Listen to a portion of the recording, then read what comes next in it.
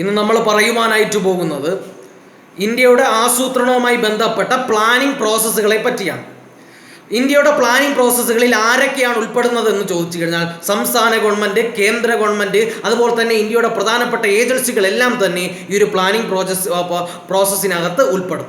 ഇനി പ്ലാനിംഗ് പ്രോസസ്സിൻ്റെ പ്രധാനപ്പെട്ട എക്സാമ്പിളുകൾ ഏതൊക്കെയാണെന്ന് ചോദിച്ചാൽ, ഒന്നാമത്തെ എക്സാമ്പിൾ പഞ്ചവത്സര പദ്ധതി അല്ലെങ്കിൽ 5 ഇയർ പ്ലാൻ, അതുപോലെ തന്നെ ആനുവൽ പ്ലാൻ, അതുപോലെ തന്നെ ബഡ്ജറ്റ്, അതുപോലെ തന്നെ പെർസെപ്റ്റീവ് പ്ലാനിങ്, അതുപോലെ തന്നെ നീതി ആയോഗ് തുടങ്ങിയവയൊക്കെയാണ് ഈ ഒരു പ്രോസസ് ഓഫ് പ്ലാനിങ്ങിൻ്റെ എക്സാമ്പിളായിട്ട് നമ്മൾ പറയുന്നത്. ഇനി നമ്മൾ നീതി ആയോഗിൻ്റെ കാര്യം പറയുകയാണെങ്കിൽ, നീതി ആയോഗ് എന്ന് പറയുന്നത് കോപ്പറേറ്റീവ് ഫെഡറലിസം പ്ലാനിങ്ങിൻ്റെ ഒരു ഉദാഹരണമാണ്. ഇനി നമുക്ക് ഓരോരോ എക്സാമ്പിളുകളായിട്ട് പറയാം. നമ്മൾ ആദ്യം പറയാൻ പോകുന്നത് പെർസെപ്റ്റീവ് പ്ലാനിങ്ങിനെ പറ്റിയാണ്. പെർസെപ്റ്റീവ് പ്ലാനിങ് എന്താണെന്ന് ചോദിച്ചു നോക്കിയാൽ നമുക്കറിയാം, ഒരു പദ്ധതി എന്ന് പറയുന്നത് ഒരു നിശ്ചിത സമയപരിധിക്കുള്ളിൽ ഒരു കൂട്ടം ലക്ഷ്യങ്ങൾ കൈവരിക്കുവാൻ വേണ്ടിയുള്ള തയ്യാറെടുപ്പിനെയാണ് നമ്മൾ പദ്ധതി അല്ലെങ്കിൽ പ്ലാനിങ് എന്ന് വിളിക്കുന്നത്. നമ്മൾ 5ാമത് പഞ്ചവത്സര പദ്ധതിയിലേക്ക് നോക്കുമ്പോൾ 5 വർഷം കൊണ്ട് ഒരു പദ്ധതി പൂർത്തിയാക്കാൻ ലക്ഷ്യമിടുന്നതിനെയാണ് നമ്മൾ പഞ്ചവത്സര പദ്ധതിയിൽ ഉൾപ്പെടുത്തുന്നത്. അതുപോലെ തന്നെ ആനുവൽ പ്ലാനിൻ്റെ കാര്യം പറയുമ്പോൾ 1 വർഷം കൊണ്ട് പൂർത്തിയാക്കാൻ ലക്ഷ്യമിടുന്ന പദ്ധതികളാണ് നമ്മൾ ആനുവൽ പ്ലാനിനകത്ത് ഉൾപ്പെടുത്തുന്നത്. എന്നാൽ എന്താണ് പെർസെപ്റ്റീവ് പ്ലാനിംഗ് എന്ന് ചോദിച്ചാൽ, 10 മുതൽ 15 വർഷം വരെയുള്ള സമയപരിധിക്കുള്ളിൽ നടപ്പിലാക്കാൻ ഉദ്ദേശിച്ചിരിക്കുന്ന കാര്യങ്ങളുടെ തയ്യാറെടുപ്പിനെയാണ് നമ്മൾ പെർസെപ്റ്റീവ് പ്ലാനിംഗ് എന്ന് വിളിക്കുന്നത്. കാരണം എന്താണെന്ന് ചോദിച്ചാൽ, പെർസെപ്റ്റീവ് പ്ലാനിംഗ് എന്ന് പറയുന്നത് ലോങ്ങർ ടൈം ഫ്രെയിമിൽ നടപ്പിലാക്കേണ്ട പ്ലാനിങ്ങുകളെയാണ് നമ്മൾ പെർസെപ്റ്റീവ് പ്ലാനിംഗ് എന്ന് പറയുന്നത്. പെർസെപ്റ്റീവ് പ്ലാനിങ്ങിലെ ടാർഗറ്റുകളെ ഒരു ലോങ്ങർ ടൈം ഫ്രെയിമിലായിട്ടാണ് സെറ്റപ്പ് ചെയ്ത് വച്ചിരിക്കുന്നത്. ഇനി പെർസെപ്റ്റീവ് പ്ലാനിങ്ങിൻ്റെ പ്രധാനപ്പെട്ട ഉദാഹരണങ്ങൾ എന്തൊക്കെയാണെന്ന് ചോദിച്ചു കഴിഞ്ഞാൽ, ഒന്നാമത്തെ ഉദാഹരണം മിനിമം നീഡ്സ് പദ്ധതി. നമ്മൾ നേരത്തെ പറഞ്ഞ മിനിമം നീഡ്സ് പ്രോഗ്രാം എന്ന് പറയുന്നത് പെർസെപ്റ്റീവ് പ്ലാനിങ്ങിൻ്റെ പ്രധാനപ്പെട്ട ഒരു ഉദാഹരണമാണ്. ഇനി നമ്മൾ 6ാമത് പഞ്ചവത്സര പദ്ധതിയുടെ കാര്യം എടുത്തു നോക്കുമ്പോൾ, 6ാമത് പഞ്ചവത്സര പദ്ധതിയുടെ പ്രധാനപ്പെട്ട ലക്ഷ്യങ്ങൾ എന്ന് പറയുന്നത് എലമെൻ്ററി എഡ്യൂക്കേഷൻ, ഇന്ത്യയിൽ റോഡുകൾ വികസിപ്പിക്കുക, ലാൻഡ്ലെസ് ലേബേഴ്സിന് ജോലികൾ കൊടുക്കുക തുടങ്ങിയ കാര്യങ്ങളൊക്കെയായിരുന്നു 6ാമത് പഞ്ചവത്സര പദ്ധതിയുടെ പ്രധാനപ്പെട്ട ലക്ഷ്യങ്ങൾ എന്ന് പറയുന്നത്. എന്നാൽ 6ാമത് പഞ്ചവത്സര പദ്ധതിക്ക് അതുപോലെ മറ്റൊരു ലക്ഷ്യം കൂടി ഉണ്ടായിരുന്നു. എന്താണെന്ന് ചോദിച്ചാൽ, 1995 നമ്മുടെ രാജ്യത്തിൻ്റെ 50% ദാരിദ്ര്യത്തെ 10% കുറയ്ക്കുക എന്ന ഒരു ലക്ഷ്യം കൂടി 6ാമത് പഞ്ചവത്സര പദ്ധതിക്കുണ്ടായിരുന്നു. നമ്മളിത് നോക്കുകയാണെങ്കിൽ 6ാമത് പഞ്ചവത്സര പദ്ധതി എന്ന് പറയുന്നത് 1980 കാലഘട്ടത്തിലാണ് നടപ്പിലാക്കുന്നത്. എന്നാൽ 1980 നടപ്പിലാക്കിയ 6ാമത് പഞ്ചവത്സര പദ്ധതിയുടെ ലക്ഷ്യം നമ്മൾ കൈവരിക്കാൻ ഉദ്ദേശിക്കുന്നത് 1995 കാലഘട്ടത്തിലാണ്. അതായത് 15 വർഷത്തെ ഗ്യാപ്പ് ഉണ്ട് ഇവിടെ. അപ്പോൾ ഇതിനെയും നമുക്ക് പെർസെപ്റ്റീവ് പ്ലാനിങ്ങിൻ്റെ ഒരു ഉദാഹരണമായിട്ട് പറയാം. അപ്പോൾ ഒരിക്കൽ കൂടി പറഞ്ഞു കഴിഞ്ഞാൽ, എന്താണ് പെർസെപ്റ്റീവ് പ്ലാനിങ് എന്ന് ചോദിച്ചു കഴിഞ്ഞാൽ, 10 മുതൽ 15 വർഷം കൊണ്ട് നടപ്പിലാക്കാൻ തീരുമാനിക്കുന്ന പദ്ധതികളെയാണ് നമ്മൾ പെർസെപ്റ്റീവ് പ്ലാനിങ് എന്ന് വിളിക്കുന്നത്. ഇനി അടുത്ത് നമ്മൾ പറയാൻ പോകുന്നത് പഞ്ചവത്സര പദ്ധതിയെ പറ്റിയാണ്. അടുത്ത എക്സാമ്പിൾ എന്ന് പറയുന്നത് പഞ്ചവത്സര പദ്ധതിയെ പറ്റിയാണ് അടുത്ത് നമ്മൾ പറയുന്നത്, അല്ലെങ്കിൽ 5 ഇയർ പ്ലാനിനെ പറ്റി. 5 ഇയർ പ്ലാനിൽ എങ്ങനെയാണ് സംഭവങ്ങളെന്ന് ചോദിച്ചു കഴിഞ്ഞാൽ, ഒരു പഞ്ചവത്സര പദ്ധതി നടപ്പിലാക്കുന്നതിന് മുമ്പ് നമ്മുടെ രാജ്യത്തിൻ്റെ എക്കോണമിക്കൽ സ്റ്റാറ്റസ്, നമ്മുടെ രാജ്യത്തിൻ്റെ എക്കോണമിക്കൽ പ്രോബ്ലം, നമ്മുടെ രാജ്യത്തിൻ്റെ ഡെവലപ്മെൻറ്റ് പ്രോബ്ലം തുടങ്ങിയവ മനസ്സിലാക്കി പ്ലാനിംഗ് കമ്മീഷനും ആ സംസ്ഥാനത്തിലെ അല്ലെങ്കിൽ സെൻട്രൽ ഗവൺമെൻറ്റും കൂടെ ഒരു ഡിസ്കഷൻ നടത്തിയിട്ടാണ്, പ്ലാനിങ് നടത്തിയിട്ടാണ് പഞ്ചവത്സര പദ്ധതികൾ നടപ്പിലാക്കുന്നത്. ഇനി പഞ്ചവത്സര പദ്ധതിയിൽ എങ്ങനെയൊക്കെയാണ് പ്ലാനിങ് നടപ്പിലാക്കുന്നതെന്ന് ചോദിച്ചാൽ, നമ്മുടെ പ്ലാനിംഗ് കമ്മീഷൻ ഒരു മീറ്റിംഗ് വിളിച്ചു കൂട്ടും. ആ മീറ്റിങ്ങിനകത്ത് ആരൊക്കെ ഉണ്ട് എന്ന് ചോദിച്ചു കഴിഞ്ഞാൽ, ഇന്ത്യയുടെ പ്രഗത്ഭരായിട്ടുള്ള എക്കോണമിസ്റ്റുകളുണ്ട്, നമ്മുടെ ഇന്ത്യയിലുള്ള പ്രധാനപ്പെട്ട പബ്ലിക് ഫിഗേഴ്സ് ഉണ്ട്, നമ്മുടെ രാജ്യത്തിൻ്റെ പ്രധാനപ്പെട്ട വ്യവസായികൾ, അതുപോലെ തന്നെ ട്രേഡ് യൂണിയൻ നേതാക്കന്മാർ, അതുപോലെ തന്നെ സോഷ്യൽ സർവീസ് ഓർഗനൈസേഷനിലെ പ്രധാനപ്പെട്ട ആൾക്കാർ തുടങ്ങിയവരെല്ലാം ഈ പ്ലാനിംഗ് കമ്മീഷൻ വിളിച്ചു കൂട്ടിയ മീറ്റിങ്ങിൽ വരും. എന്നിട്ട് ഇവരുടെ മുമ്പിൽ നമ്മൾ അല്ലെങ്കിൽ ഗവൺമെൻറ് നടപ്പിലാക്കാൻ പോകുന്ന പ്ലാനിൻ്റെ പദ്ധതിയുടെ അപ്രോച്ചിനെ പറ്റിയും സ്ട്രാറ്റജിയെ പറ്റിയും മെയിൻ ഇഷ്യൂസ് ആയിട്ടുള്ള രാജ്യത്തിൻ്റെ വളർച്ചാ നിരക്ക്, റിസോഴ്സ് മൊബിലൈസേഷൻ, സോഷ്യൽ ജസ്റ്റിസ് തുടങ്ങിയ കാര്യങ്ങളെയൊക്കെ പറ്റി ഒരു ഡിസ്കഷൻ നടത്തും. ഡിസ്കഷൻ നടത്തിയതിനു ശേഷം ഈ പ്രഗത്ഭരായ ആൾക്കാരുടെ വ്യൂ ഗവൺമെൻറ് മനസ്സിലാക്കും. അങ്ങനെ മനസ്സിലാക്കിയിട്ടാണ് ഈ ഒരു കാര്യം നടത്തുന്നത്. ഇനി ഈ ഒരു മീറ്റിങ്ങിൻ്റെ ചെയർമാൻ എന്ന് പറയുന്നത് എപ്പോഴും പ്രധാനമന്ത്രിയായിരിക്കും. ഇനി ഈ ഒരു മീറ്റിങ്ങിലെ മറ്റൊരു സവിശേഷത എന്ന് പറയുന്നത്, ഈ മീറ്റിങ്ങിൻ്റെ അവസാനം ഒരു അപ്രോച്ച് പേപ്പർ അപ്രൂവ് ചെയ്യും. ഈ ഒരു മീറ്റിങ്ങിൽ ഒരു അപ്രോച്ച് പേപ്പർ അപ്രൂവ് ചെയ്യും. എന്താണ് അപ്രോച്ച് പേപ്പർ എന്ന് ചോദിച്ചു കഴിഞ്ഞാൽ, അടുത്ത വർഷം അല്ലെങ്കിൽ ഇനി ഭാവിയിൽ നടത്താൻ പോണ പദ്ധതികളുടെ ഒബ്ജക്റ്റീവ്സിനെ പറ്റിയും സ്ട്രാറ്റജികളെയൊക്കെ പറ്റി പരാമർശിച്ച ഡോക്യുമെൻ്റ് ആണ് അപ്രോച്ച് പേപ്പർ എന്ന് പറയുന്നത്. അപ്പോൾ അപ്രോച്ച് പേപ്പർ എന്താണെന്ന് ചോദിച്ചു കഴിഞ്ഞാൽ, ഇനി വരാൻ പോകുന്ന പദ്ധതിയുടെ ഒബ്ജക്റ്റീവ്സിനെ പറ്റിയും സ്ട്രാറ്റജീസിനെയൊക്കെ പറ്റി പരാമർശിക്കുന്ന ഡോക്യുമെൻ്റാണ് അപ്രോച്ച് പേപ്പർ. അപ്പോൾ ആ ഒരു അപ്രോച്ച് പേപ്പർ ഈ ഒരു മീറ്റിങ്ങിനകത്ത് ഈ ഒരു അപ്രോച്ച് പേപ്പർ ഈ ഒരു മീറ്റിങ്ങിൽ പ്രസൻറ്റ് ചെയ്തിട്ട് ഈ ഒരു മീറ്റിങ്ങിലെ ആൾക്കാരുടെ അപ്രൂവൽ വാങ്ങിക്കും. അങ്ങനെ അപ്രൂവൽ വാങ്ങിച്ച ഈ ഒരു അപ്രോച്ച് പേപ്പർ നമ്മൾ നേരെ നാഷണൽ ഡെവലപ്മെൻറ്റ് കൗൺസിലിലേക്ക് അയക്കും.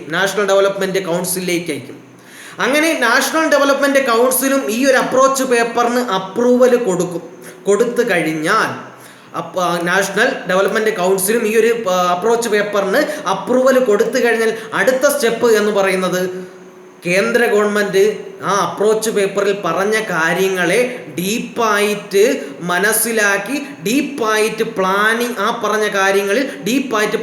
നടത്തുക എന്നതാണ്. അങ്ങനെ കേന്ദ്ര ഗവൺമെൻറ് ആ അപ്രോച്ച് പേപ്പറിൽ പറഞ്ഞ കാര്യങ്ങളെ ഡീപ്പായിട്ട് പ്ലാനിങ് നടത്തുവാൻ കേന്ദ്ര ഗവൺമെൻറ്റിന് ഗൈഡ് ലൈൻസ് കൊടുക്കുന്നത് നമ്മുടെ പ്ലാനിംഗ് കമ്മീഷനാണ്.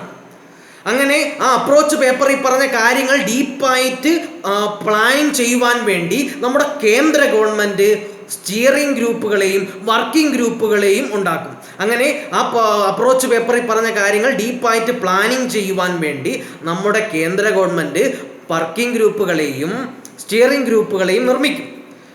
കേന്ദ്ര ഗവൺമെൻറ്റാണ് സ്റ്റിയറിംഗ് ഗ്രൂപ്പുകളെയും വർക്കിംഗ് ഗ്രൂപ്പുകളെയും നിർമ്മിക്കുന്നത് എന്ന് പറഞ്ഞു. ഇവിടെ ശ്രദ്ധിക്കേണ്ട മറ്റൊരു പ്രധാനപ്പെട്ട വസ്തുത എന്ന് പറയുന്നത്, ചില പ്രധാനപ്പെട്ട കേസുകൾ, അതായത് ഇൻ്റർസെക്ടറൽ നാച്ചുറലുള്ള ചില പ്രധാനപ്പെട്ട ഇഷ്യൂസിൻ്റെ കാര്യം പറയുമ്പോൾ പ്ലാനിംഗ് കമ്മീഷനും ഇതുപോലെ സ്റ്റിയറിംഗ് ഗ്രൂപ്പുകളും ടാസ്ക് ഫോഴ്സുകളെയൊക്കെ നിർമ്മിക്കാറുണ്ട് എന്നുകൂടി ഓർത്തിരിക്കാം.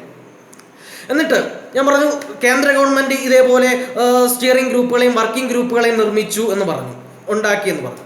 അങ്ങനെ ഈ സ്റ്റിയറിംഗ് ഗ്രൂപ്പുകാരും വർക്കിംഗ് ഗ്രൂപ്പുകാരും കൂടെ ഈ ഒരു പദ്ധതികളെയൊക്കെ പറ്റി ഒന്ന് വിശകലനം ചെയ്തതിന് ശേഷം കേന്ദ്ര മന്ത്രിസഭയിൽ അല്ലെങ്കിൽ മന്ത്രികൾക്ക് റിപ്പോർട്ട് സബ്മിറ്റ് ചെയ്യും. അങ്ങനെ മന്ത്രിസഭ ഈ റിപ്പോർട്ട് വാങ്ങിച്ചതിന് ശേഷം ഈ റിപ്പോർട്ടിനെ ഡ്രാഫ്റ്റ് പ്ലാൻ പ്രപ്പോസലാക്കി മാറ്റും. അപ്പോൾ ഒരിക്കൽ കൂടി, ഈ സ്റ്റിയറിംഗ് ഗ്രൂപ്പും വർക്കിംഗ് ഗ്രൂപ്പുകാരും അവരെല്ലാം ഈ ഒരു പ്ലാനിങ്ങിനെയൊക്കെ പറ്റി പഠിച്ചതിന് ശേഷം അവർ ഒരു റിപ്പോർട്ട് മന്ത്രിസഭയ്ക്ക് കൈമാറും. ആ റിപ്പോർട്ടിനെ മന്ത്രിസഭ ഡ്രാഫ്റ്റ് പ്ലാൻ പ്രപ്പോസാക്കി മാറ്റും. അങ്ങനെ ഡ്രാഫ്റ്റ് പ്ലാൻ പ്രപ്പോസാക്കി മാറ്റിയ സാധനത്തെ മന്ത്രിസഭ പ്ലാനിംഗ് കമ്മീഷന് അയച്ചു കൊടുക്കും. അങ്ങനെ പ്ലാനിംഗ് കമ്മീഷൻ ഈ draft plan proposal planning commission കിട്ടുമ്പോൾ പ്ലാനിംഗ് കമ്മീഷൻ പെട്ടെന്നൊരു മീറ്റിംഗ് അറേഞ്ച് ചെയ്യും. ഈ മീറ്റിങ്ങിൽ ആരൊക്കെയാണ് ഉള്ളതെന്ന് ചോദിച്ചു കഴിഞ്ഞാൽ, പ്ലാനിംഗ് കമ്മീഷൻ്റെ പ്രധാനപ്പെട്ട മെമ്പർമാരും മന്ത്രിസഭയിലെ പ്രധാനപ്പെട്ട ആൾക്കാരും ഒക്കെയാണ് ഈ ഒരു മീറ്റിങ്ങിനകത്ത് വരുന്നത്. ഈ ഒരു മീറ്റിങ്ങിൽ മന്ത്രിസഭയിലെ ആൾക്കാരും പ്ലാനിംഗ് കമ്മീഷൻ്റെ ആൾക്കാരും ഈ പറഞ്ഞ ഡ്രാഫ്റ്റ് പ്ലാൻ പ്രപ്പോസലിനെ പറ്റി വിശദമായിട്ടൊന്ന് നോക്കും. എന്നിട്ട് ഈ ഒരു ഡ്രാഫ്റ്റ് പ്ലാൻ പ്രപ്പോസലിനെ ഒന്ന് റിവ്യൂ ചെയ്യുകയും എന്തെങ്കിലും മോഡിഫിക്കേഷൻ വരുത്താനുണ്ടെങ്കിൽ മോഡിഫിക്കേഷൻ വരുത്തുകയൊക്കെ ചെയ്തതിന് ശേഷം അവസാനം ഈ ഒരു ഡ്രാഫ്റ്റ് പ്ലാനിനെ സെൻട്രൽ പ്ലാനിലേക്ക് ലയിപ്പിക്കും. ഇത്രയും കാര്യങ്ങളാണ് കേന്ദ്ര പ്ലാനിങ്ങുമായി ബന്ധപ്പെട്ടുള്ളത്. ഇനി സംസ്ഥാന ഗവൺമെൻറ്റിൻ്റെ കാര്യം നമ്മൾ പറയുമ്പോൾ ഏകദേശം ഇതുപോലെ തന്നെയാണ് സംസ്ഥാന ഗവൺമെൻറ്റിൻ്റെ കാര്യം. സംസ്ഥാന ഗവൺമെൻറ്റിൻ്റെ പ്ലാനിങ് നടപ്പിലാക്കുന്നത് എങ്ങനെയാണെന്ന് ചോദിച്ചു കഴിഞ്ഞാൽ, സംസ്ഥാന ഗവൺമെൻറ്റിൻ്റെ പ്ലാനിങ് എങ്ങനെയാണ് നടപ്പിലാക്കുന്നതെന്ന് ചോദിച്ചാൽ, നമ്മുടെ പ്ലാനിംഗ് കമ്മീഷൻ്റെയും സെൻട്രൽ മിനിസ്ട്രിയുടെയും കേന്ദ്ര മന്ത്രിസഭയുടെയും ഗൈഡ് ലൈൻസ് അനുസരിച്ചിട്ടാണ് സംസ്ഥാന ഗവൺമെൻറ് സ്റ്റേറ്റ് പ്ലാൻ പ്രപ്പോസൽ തയ്യാറാക്കുന്നത്. ഇനി സ്റ്റേറ്റ് പ്ലാൻ പ്രപ്പോസൽ തയ്യാറാക്കുമ്പോൾ ശ്രദ്ധിക്കേണ്ട കാര്യങ്ങൾ അല്ലെങ്കിൽ കൺസിഡർ ചെയ്യേണ്ട കാര്യങ്ങൾ എന്തൊക്കെയാണെന്ന് ചോദിച്ചു കഴിഞ്ഞാൽ,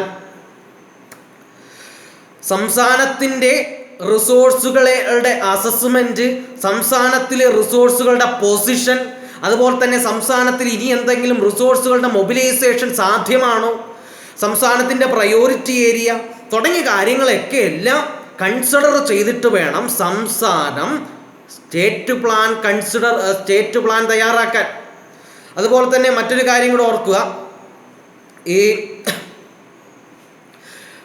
സംസ്ഥാനത്തിലെ സെക്ടറൽ പ്രപ്പോസൽ തയ്യാറാക്കുന്നതാരെന്ന് ചോദിച്ചാൽ, സംസ്ഥാനത്തിൻ്റെ സെക്ടറൽ പ്രപ്പോസൽ തയ്യാറാക്കുന്നതാരെന്ന് ചോദിച്ചാൽ അത് സംസ്ഥാനത്തിലെ ഡിപ്പാർട്ട്മെൻറ്റുകളാണ്. ഈ സംസ്ഥാനത്തിലെ ഡിപ്പാർട്ട്മെൻറ്റുകൾ തയ്യാറാക്കിയ സെക്ടറൽ പ്രപ്പോസലുകൾ എല്ലാം കൂടെ പിന്നീട് റിവ്യൂ നടത്തുകയും മോഡിഫിക്കേഷൻ വരുത്തണമെങ്കിൽ മോഡിഫിക്കേഷൻ വരുത്തുകയൊക്കെ ചെയ്തതിന് ശേഷം അവസാനം സ്റ്റേറ്റ് പ്ലാനിലേക്ക് ഈ ഡിപ്പാർട്ട്മെൻറ്റുകൾ തയ്യാറാക്കിയ സെക്ടറൽ പ്രപ്പോസ് അങ്ങ് ലയിപ്പിക്കുകയാണ് ചെയ്യുന്നത്. അപ്പോൾ ഒരിക്കൽ കൂടി ശ്രദ്ധിക്കുക, ഡിപ്പാർട്ട്മെൻറ്റുകൾ, സംസ്ഥാനത്തിലെ ഡിപ്പാർട്ട്മെൻറ്റുകളാണ് സംസ്ഥാനത്തിൻ്റെ സെക്ടറൽ പ്രപ്പോസൽ എന്ന് പറഞ്ഞ സംഭവം തയ്യാറാക്കുന്നത്.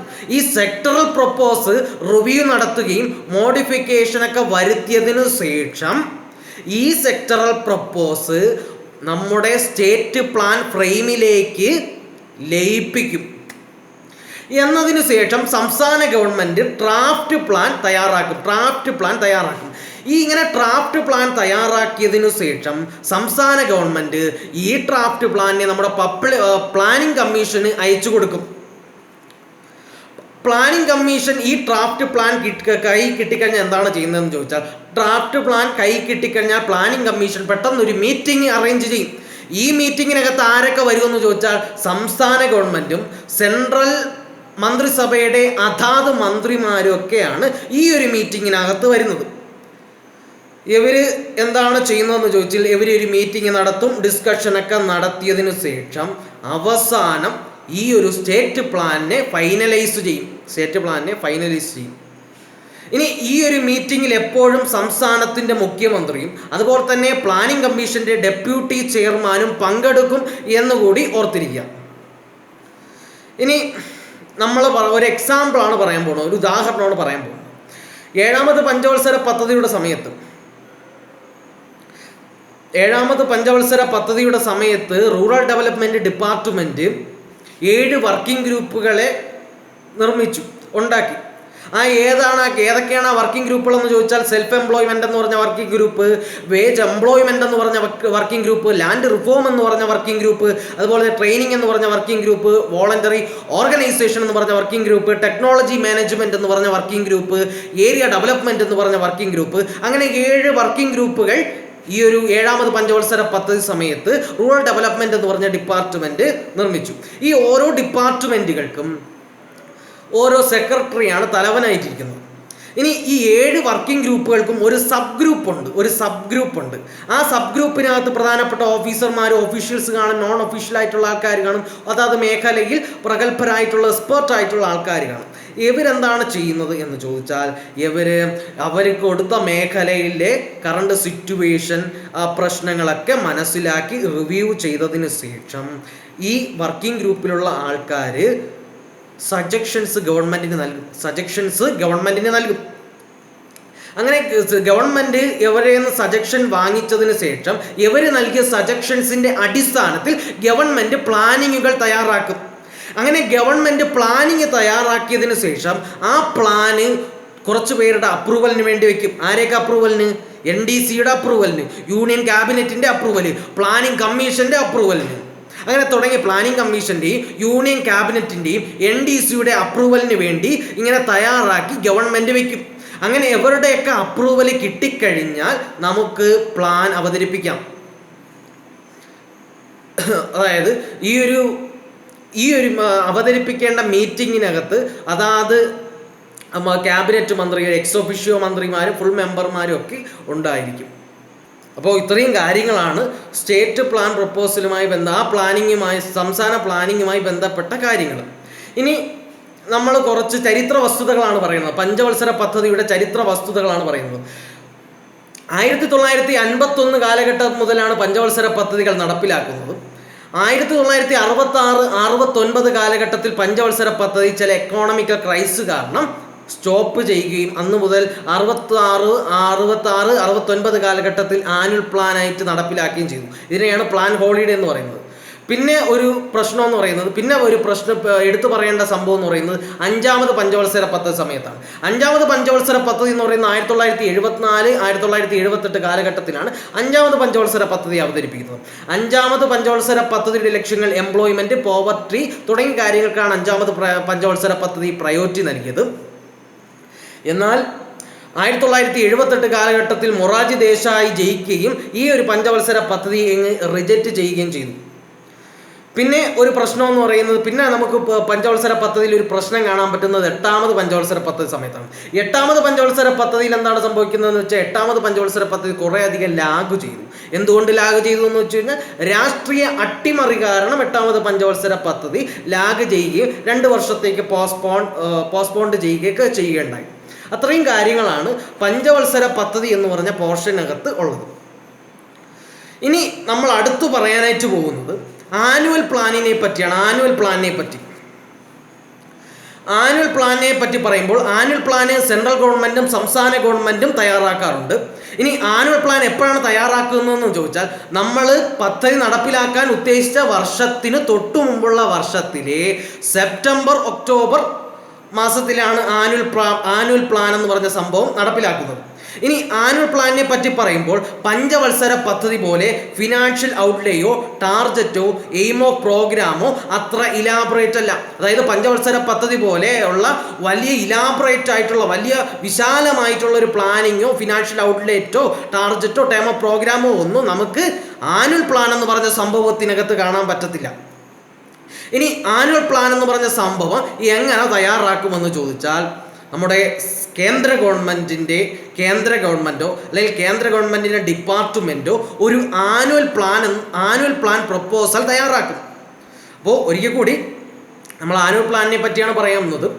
ആനുവൽ പ്ലാൻ എങ്ങനെയാണ് തയ്യാറാക്കുന്നതെന്ന് ചോദിച്ചാൽ, കേന്ദ്ര മന്ത്രിസഭയുടെ ഡിപ്പാർട്ട്മെൻറ്റോ ഒരു ആനുവൽ പ്ലാൻ പ്രപ്പോസൽ തയ്യാറാക്കും. എന്നതിനു ശേഷം ഇവർ പ്ലാനിംഗ് കമ്മീഷന് ഇത് സബ്മിറ്റ് ചെയ്യും.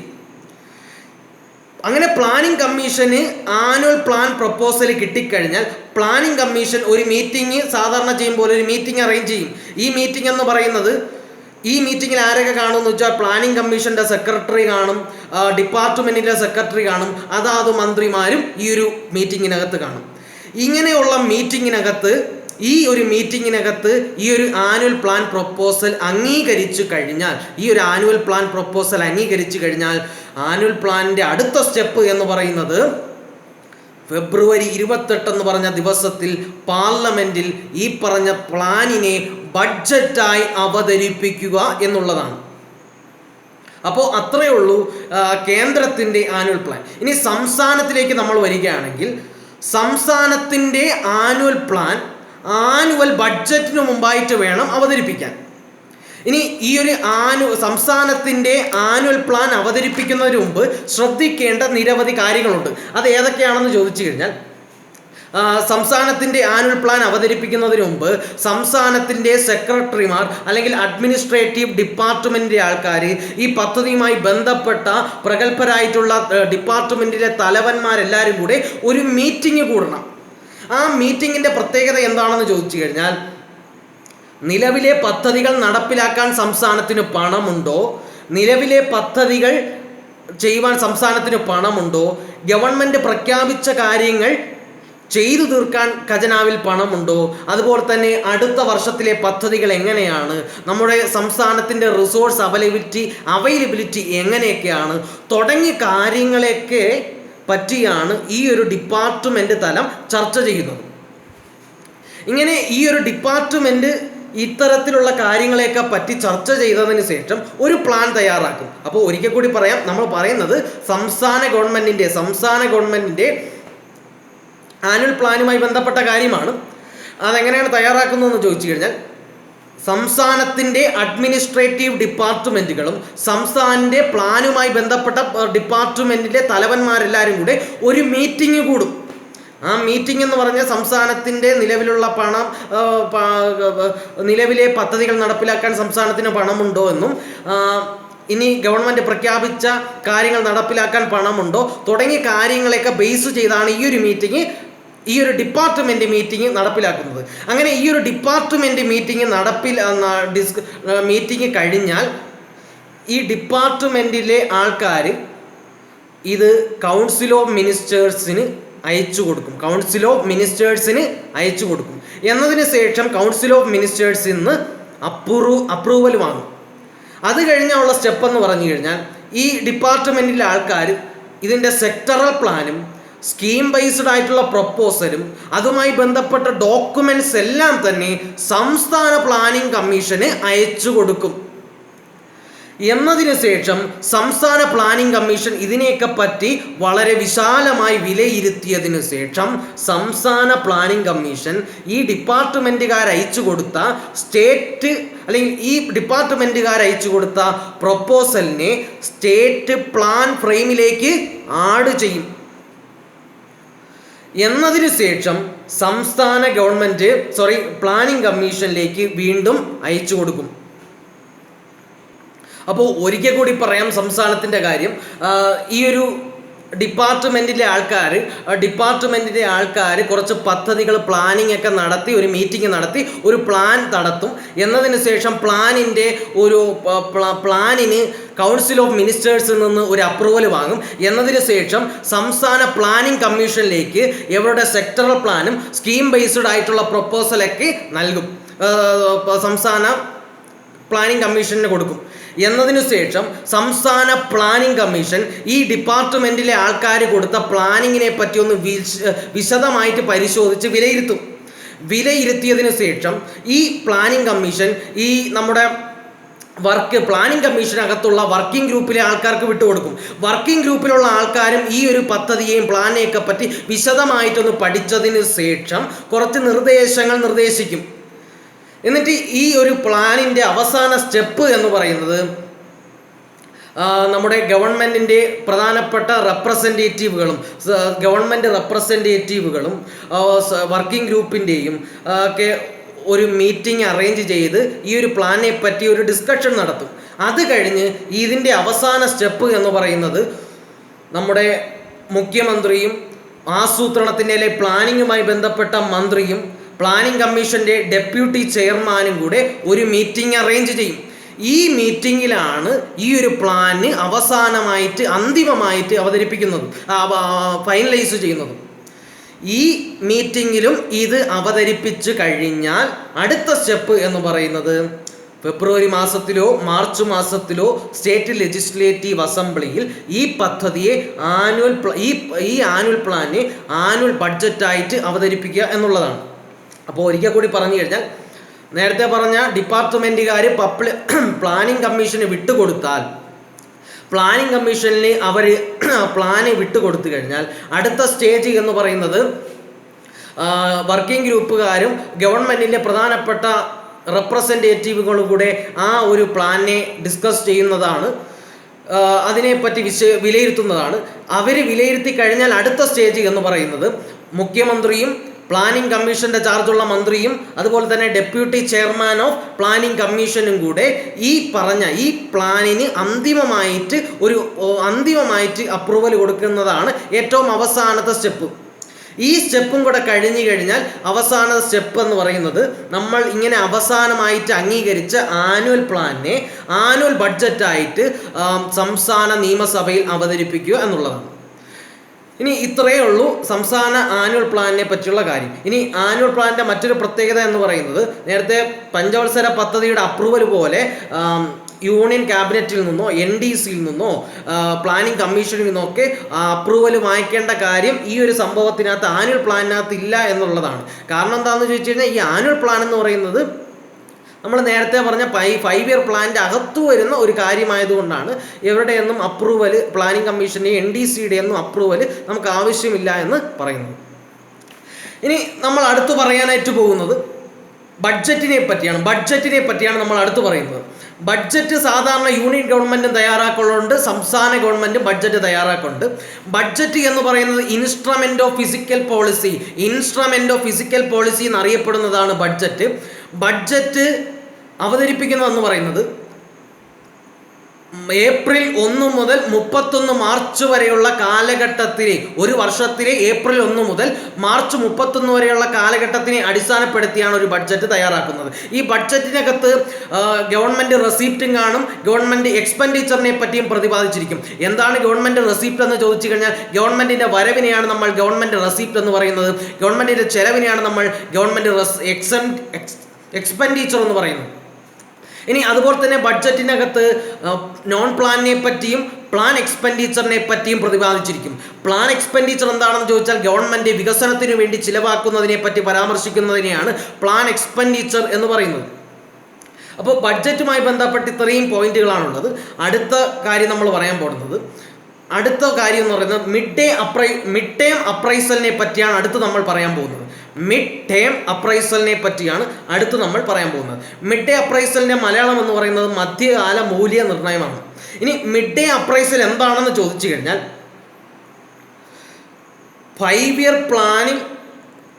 5 ഇയർ പ്ലാനുകളിൽ മിഡ് ഡേ അപ്രൈസൽ നടത്തുന്നത് പ്ലാനിംഗ് കമ്മീഷനാണ്. 5 ഇയർ പ്ലാനുകളിൽ മിഡ് ഡേ അപ്രൈസൽ നടത്തുന്നത് പ്ലാനിംഗ് കമ്മീഷനാണ്. ആദ്യമായിട്ട് ഇന്ത്യയിൽ മിഡ് ഡേ അപ്രൈസൽ നടത്തുന്നത് 7ാമത് പഞ്ചവത്സര പദ്ധതി സമയത്ത്. അതായത് 7ാമത് പഞ്ചവത്സര പദ്ധതി എന്ന് പറയുമ്പോൾ 1985 മുതൽ 1990 വരെയുള്ള കാലഘട്ടമാണ് 7ാമത് പഞ്ചവത്സര പദ്ധതി. ഈ സമയത്താണ് നമ്മൾ മിഡ് ടേം അപ്രൈസൽ എന്ന് പറഞ്ഞ സംഭവം നടപ്പിലാക്കുന്നത്. അതായത് 1987-89 കാലഘട്ടത്തിലാണ് ആദ്യമായിട്ട് ഇന്ത്യയിൽ മിഡ് ടേം അപ്രൈസൽ നടപ്പിലാക്കുന്നത്. ഇനി മിഡ് ടേം അപ്രൈസൽ എന്താണെന്ന് ചോദിച്ചു കഴിഞ്ഞാൽ, ഇപ്പോൾ നിലവിൽ നടപ്പിലാക്കിക്കൊണ്ടിരിക്കുന്ന ഒരു പദ്ധതിയുടെ റിവ്യൂ നടത്തുന്നതിനെയും അതിൻ്റെ പ്രോഗ്രസ് മനസ്സിലാക്കുന്നതിനെയുമാണ് നമ്മൾ മിഡ് ഡേ അപ്രൈസൽ എന്ന് പറയുന്നത്. ഇനി 7ാമത് പഞ്ചവത്സര പദ്ധതി കാലത്ത് നടപ്പിലാക്കിയ മിഡ് ടേം അപ്രൈസൽ എന്താണെന്ന് ചോദിച്ചാൽ, 7ാമത് പഞ്ചവത്സര പദ്ധതി കാലത്ത് നടപ്പിലാക്കിയ മിഡ് ടേം അപ്രൈസൽ ഒരു സെക്ടറൽ അസസ്മെൻ്റ് ആണെന്ന് നമുക്ക് പറയാം. കാരണം എന്താണെന്ന് ചോദിച്ചു കഴിഞ്ഞാൽ, ഇത് തയ്യാറാക്കിയിരിക്കുന്നത് പ്ലാനിംഗ് കമ്മീഷനിലെ സബ്ജക്റ്റ് ഡിവിഷനാണ്. പ്ലാനിംഗ് കമ്മീഷനിലെ സബ്ജക്റ്റ് ഡിവിഷനാണ് 7ാമത് പഞ്ചവത്സര പദ്ധതിയുടെ മിഡ് ടേം അപ്രൈസൽ തയ്യാറാക്കിയിരിക്കുന്നത്. അതുകൊണ്ടാണ് ഇതിനെ ഒരു സെക്ടറൽ 7ാമത് പഞ്ചവത്സര പദ്ധതി സമയത്ത് തയ്യാറാക്കിയ മിഡ് ടേം അപ്രൈസലിനെ നമ്മൾ ഒരു സെക്ടറൽ അസസ്മെൻ്റ് ആണെന്ന് പറയുന്നത്. ഇനി ഈ ഒരു മിഡ് ടേം അപ്രൈസൽ എങ്ങനെയാണ് ചെയ്യുന്നതെന്ന് ചോദിച്ചു കഴിഞ്ഞാൽ, അതാത് മന്ത്രിമാർ, അതായത് കൺസേൺ ആയിട്ടുള്ള മന്ത്രിമാർ ഓരോ പദ്ധതിയെയും റിവ്യൂ നടത്തുകയും കറണ്ടായിട്ടുള്ള പ്രോബ്ലംസ് മനസ്സിലാക്കുകയൊക്കെ ചെയ്യും. എന്നതിനു ശേഷം പ്ലാനിംഗ് കമ്മീഷൻ വിളിക്കുന്ന മീറ്റിങ്ങിനകത്ത് ഇനിഷ്യൽ ഡ്രാഫ്റ്റ് അപ്രൈസൽ കൊണ്ടുവരും. ഇനി ഈ ഒരു മീറ്റിങ്ങിനകത്ത് ആരാണ് ചെയർമാൻ എന്ന് ചോദിച്ചാൽ, പ്ലാനിംഗ് കമ്മീഷൻ്റെ ഡെപ്യൂട്ടി ചെയർമാനാണ് ഈ ഒരു മീറ്റിങ്ങിനകത്തെ ചെയർമാൻ. ഇനി ഈ ഒരു മീറ്റിങ്ങിനകത്ത് ഈ ഒരു മന്ത്രി അവതരിപ്പിച്ച സംഭവം അല്ലെങ്കിൽ ഈ ഒരു ഇനിഷ്യൽ ഡ്രാഫ്റ്റ് അപ്രൈസൽ അപ്രൂവ് ചെയ്ത് കഴിഞ്ഞാൽ എന്ത് സംഭവിക്കുമെന്ന് ചോദിച്ചു കഴിഞ്ഞാൽ, ഇതുമായി ബന്ധപ്പെട്ട ഇതിൻ്റെ ഒരു റിവ്യൂവിൻ്റെ കോപ്പി NDCക്കും അതുപോലെ തന്നെ നമ്മുടെ ഇരു സഭകളിലേക്കും ഇതിൻ്റെ ഒരു റിപ്പോർട്ട് അയച്ചു കൊടുക്കും. അത്രയുമാണ് ഇവിടെ ഉള്ളത്.